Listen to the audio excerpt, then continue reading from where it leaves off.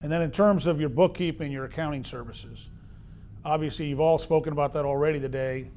The resources Campbell offers in bookkeeping, accounting, the contacts, the ability to work with you on so many different fronts.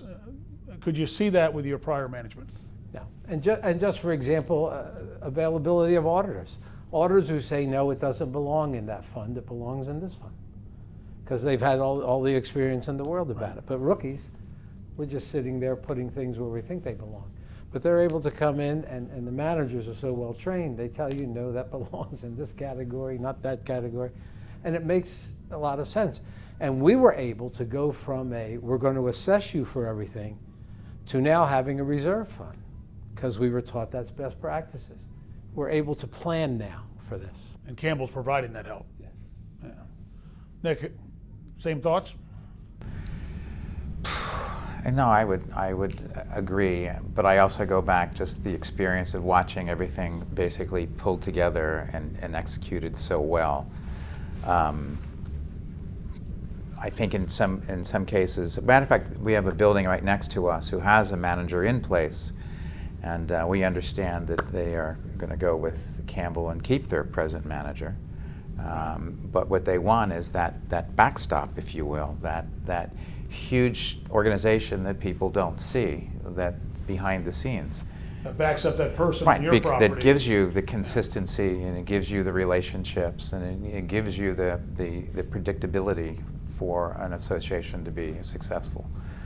And I think those are the attributes that that really set a professionally managed building apart from one that is being managed internally or by employees. And then when you fine-tune that and you dig a little bit deeper, and you look at what are the qualities, the attributes that a management company brings to that exercise, and again, that's where I think the three of us are all in agreement, is where Campbell shines particularly.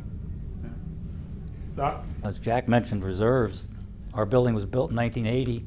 They've had an assessment average every year and a half since the building was built, some being major assessments. So Campbell's helping us now to get reserves in place. And trying to get that through some of these people is very difficult. Yeah. Because they say, well, no, I'm going to die. I'm not putting that money in there. But we're going to get reserves once they understand it, and it's sort of a scary thing, but with Campbell's help, it won't be. We have a robust reserve account, but there's one thing I will share in terms of an assessment, since you mentioned the word.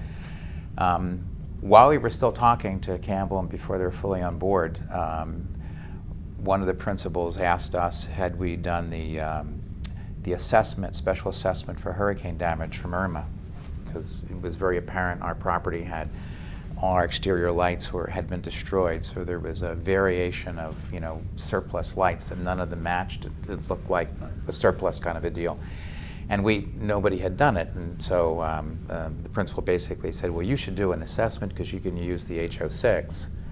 Now, H06 had no meaning to me whatsoever, and they basically walked us through, teed us up, then our manager came on board, and we executed a special assessment that basically cost our residents nothing, because they were able to use the H06 provision in their homeowners to pay for all of this damage from the hurricanes that had happened.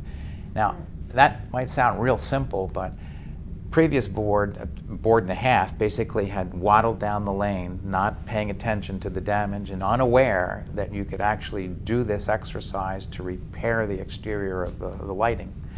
And that was like, even before day one. So when you talk about whether it's reserve or an assessment, the part that I've appreciated is Campbell was very proactively giving you the waypoints as you start to go down an avenue, whether it's putting money away for a reserve or how do you handle this particular problem.